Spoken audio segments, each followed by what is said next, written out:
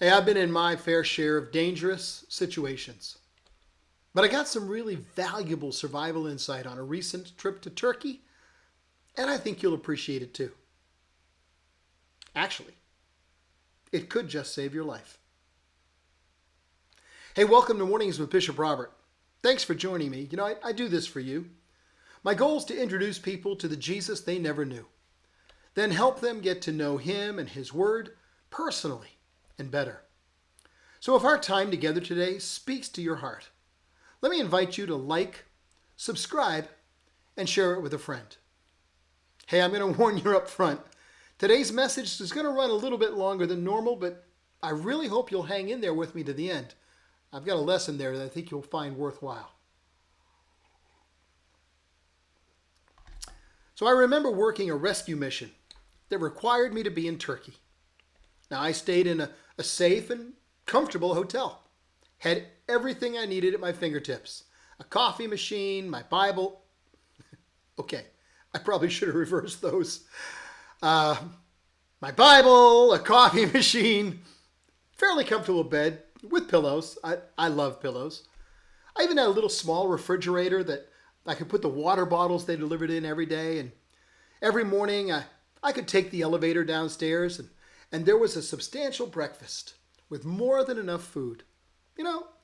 All in all, very comfortable. Well, one morning, I was sitting in the breakfast room. I was obviously sipping coffee, eating my eggs, and something totally unexpected happened.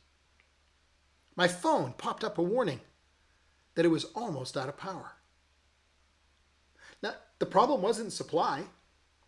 I bet you I had a dozen or more different power outlets in my hotel room. Plenty of supply. No. The problem was that I was so exhausted the previous night when I hopped into bed. I forgot to plug my phone in when I collapsed there. I guess I was focusing more on pillows than phones. Now, I rely on my phone just as most of you do. It's my link to multiple significant things going on 5 continents. And so as soon as I returned to my hotel room that morning, I connected my phone to the power plug to get it recharged.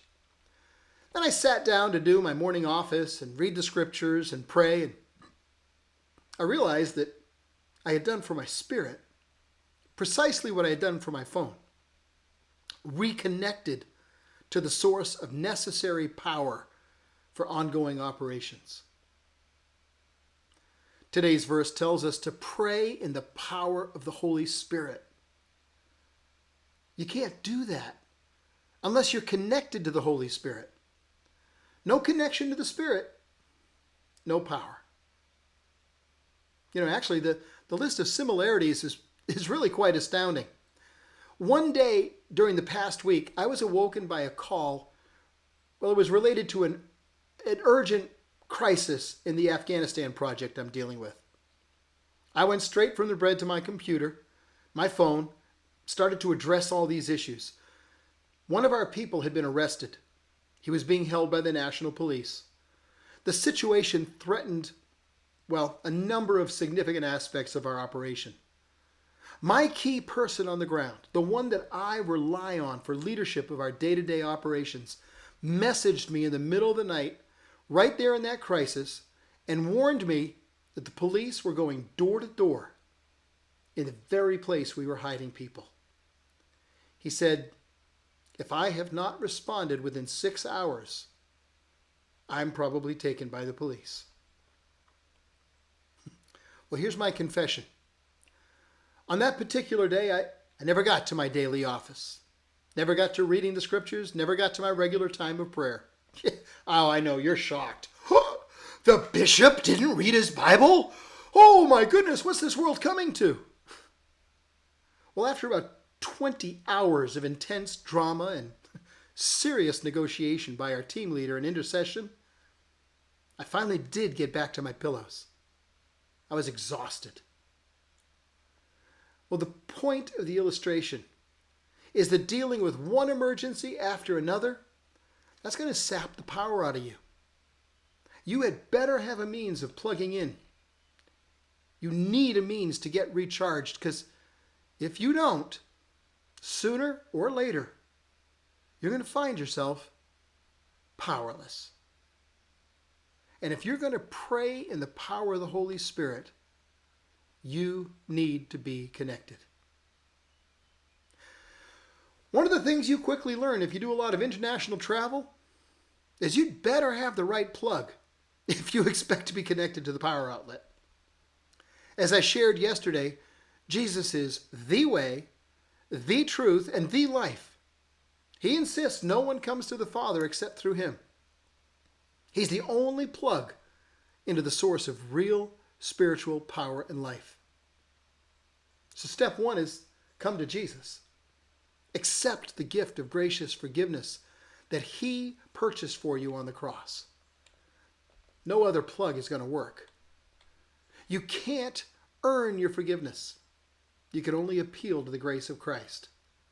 He paid the price for all your sin. And all you can do is accept the free gift of grace. Then you need to keep plugged into the source of his power. Grace doesn't eliminate effort, only earning. We still need to pray.